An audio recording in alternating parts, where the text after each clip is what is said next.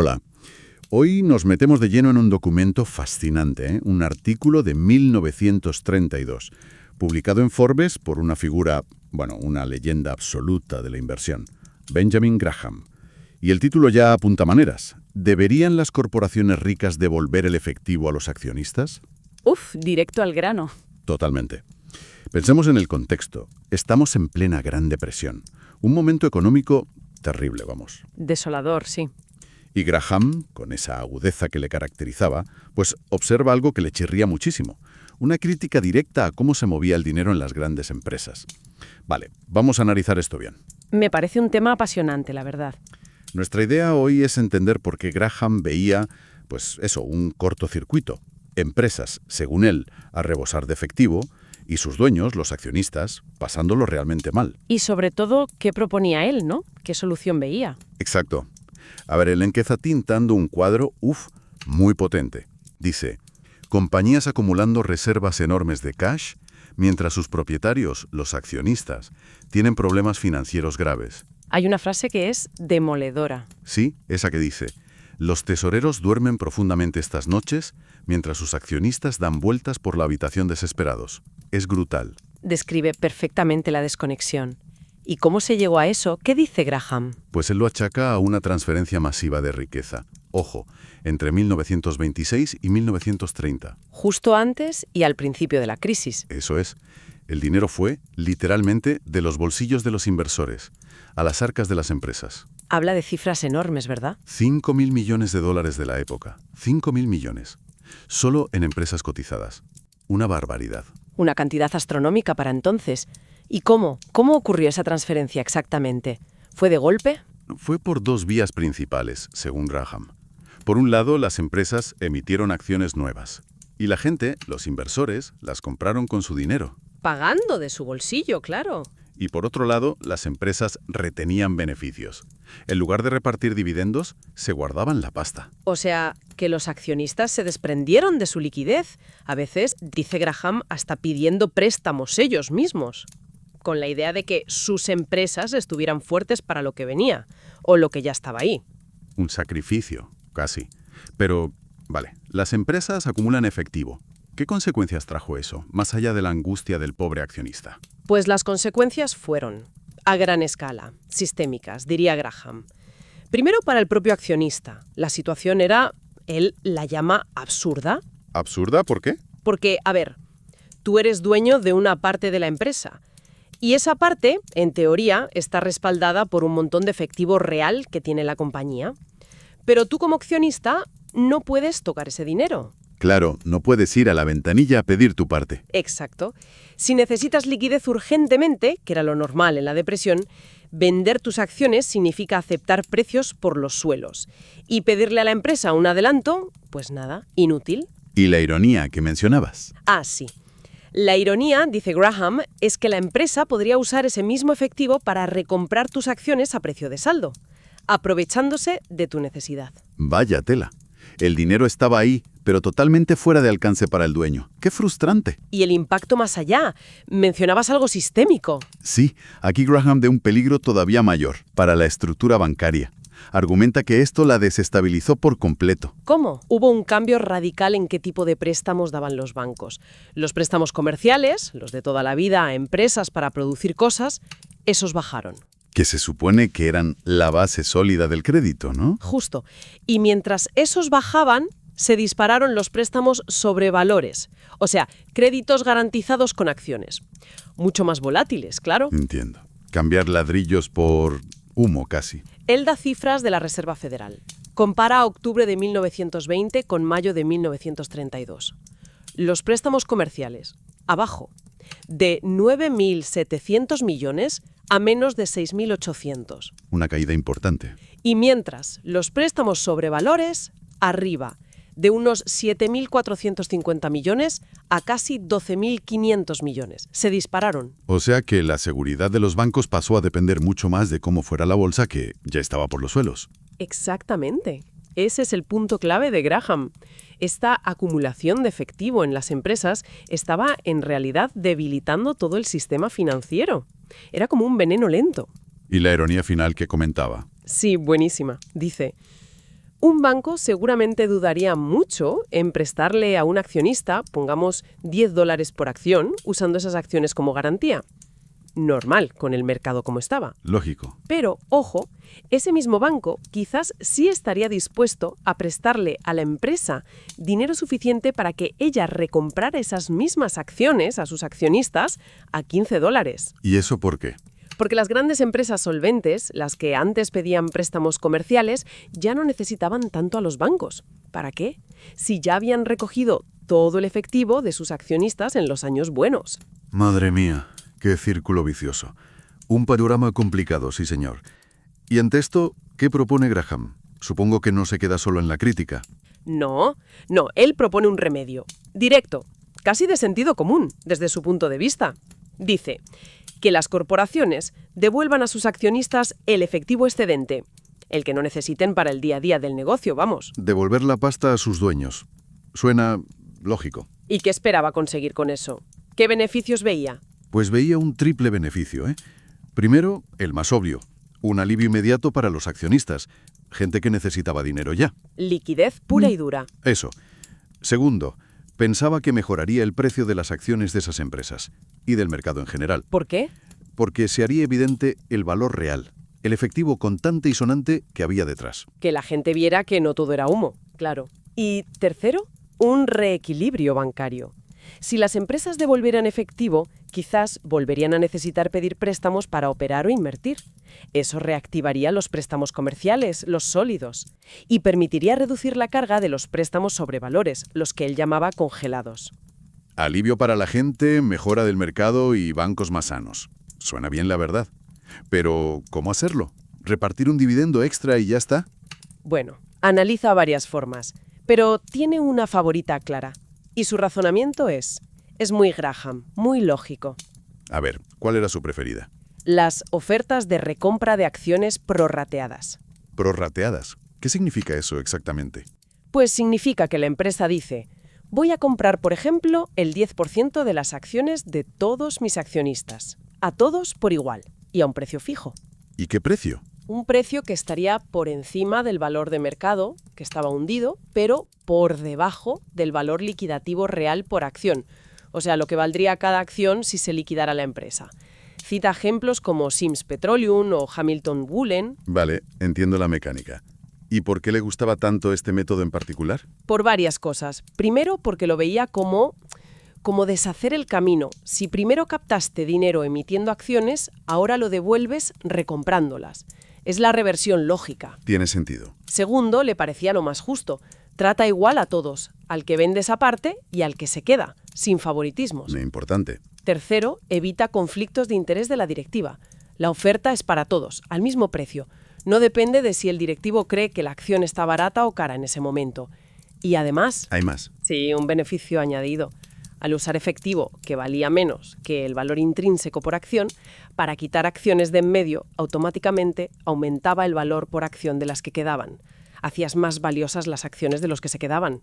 Entendido. Una opción limpia, equitativa y que además mejoraba el valor para los que seguían. Y mencionó otras formas. Sí, menciona otras que también cumplían el objetivo principal, devolver efectivo. Habla de distribuciones especiales de cash, como hicieron Peerless Motors o Eureka Vacuum Cleaner. Dividendos extraordinarios, vamos. Eso es. O también reducir el valor nominal de las acciones, algo que hicieron algunas petroleras o fábricas textiles. Reconoce que funcionan, pero insiste en que la recompra prorrateada tiene ventajas prácticas y de principio, podríamos decir. Vale. Queda clara su preferencia por la recompra prorrateada por justa y lógica. Pero has dicho antes que había empresas que compraban sus propias acciones en el mercado, directamente en la bolsa. Eso no le gustaba tanto. Exacto. A ver, reconocía que eso podía tener algún efecto bueno. Podía sostener un poco el precio de la acción, o si compraban muy barato, pues beneficiaba a los accionistas que se quedaban, porque aumentaba su porcentaje de la empresa. Pero le ponía pegas importantes, ¿no? Muy importantes. Varias objeciones serias. Primero, el precio. Si la empresa paga demasiado por sus acciones en bolsa, los accionistas que se quedan pueden acusar a los directivos de malgastar el dinero. Lógico. Segundo, y esto en la depresión era delicado, si compran muy barato, parece que se están aprovechando de la desesperación de la gente que tiene que vender sí o sí. Feo sí. Tercero, el riesgo de chanchullos. Operaciones discretas en el mercado pues podían dar pie a que directivos o gente con información privilegiada se lucrara. Insider trading, que diríamos hoy. Ya.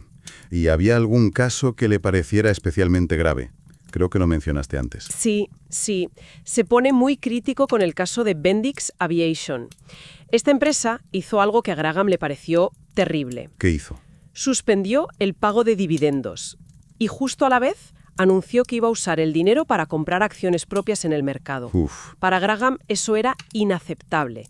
Argumenta que el primer deber de una empresa que ha acumulado beneficios en los años buenos es precisamente usar ese colchón para mantener un dividendo razonable en los años malos, que para eso lo guardó. Claro, esa es la idea de un fondo para vacas flacas. Exacto. Entonces, cortar el dividendo y usar esa misma pasta para recomprar acciones a precios hundidos, en parte por tu propia decisión de cortar el dividendo.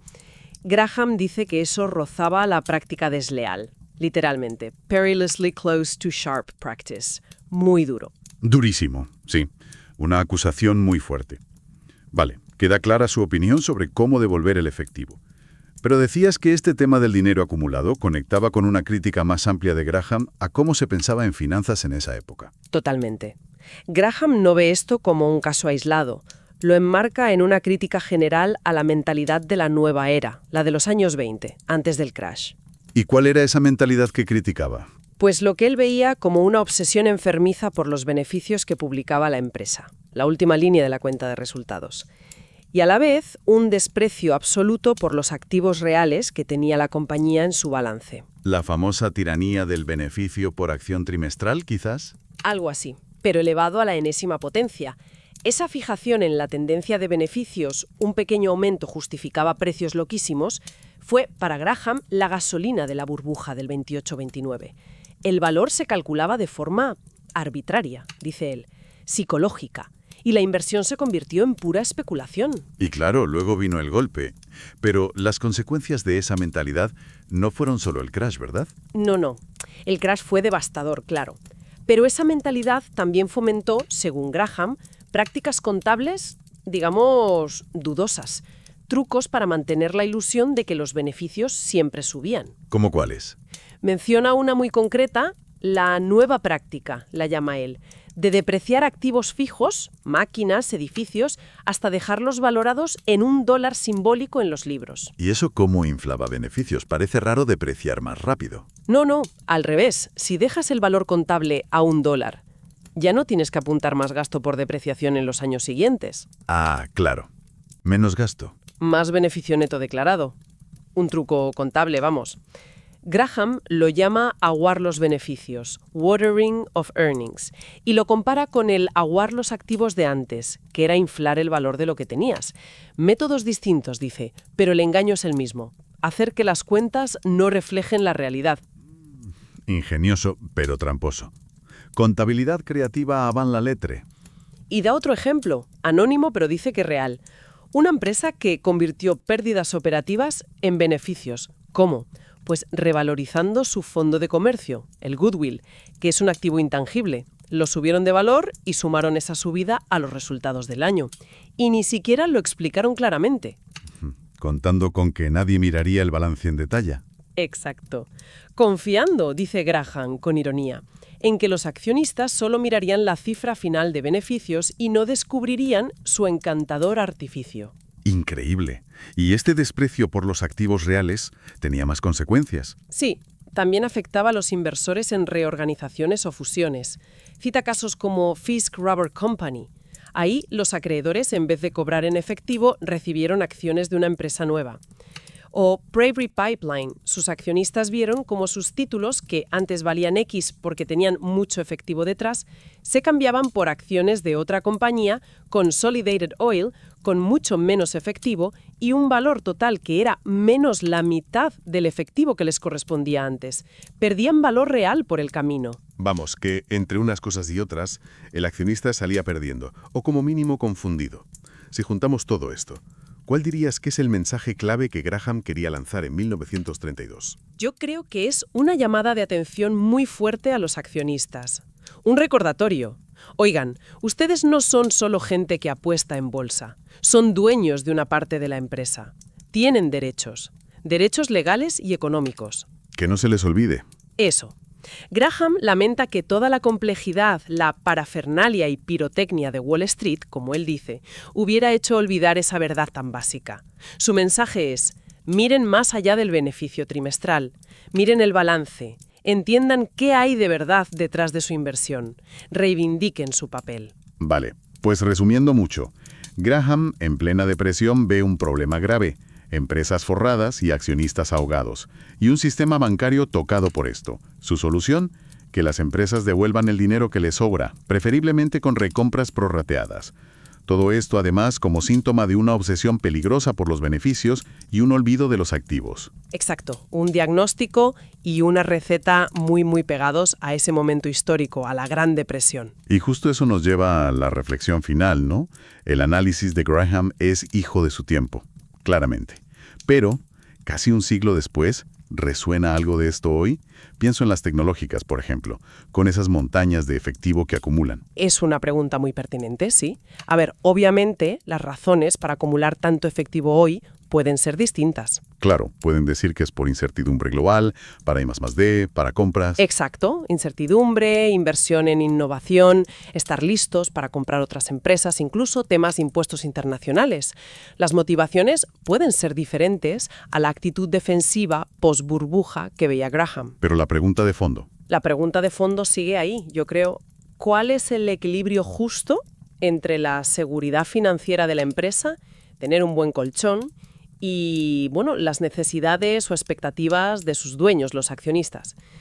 ¿Cuándo ese exceso de efectivo deja de ser prudencia y se convierte quizás en una asignación de capital poco eficiente o en una desconexión con los inversores? Es interesante comparar esa mentalidad de entonces con la de ahora. Sí, comparar esa actitud defensiva que criticaba Graham con las razones actuales para guardar tanto efectivo.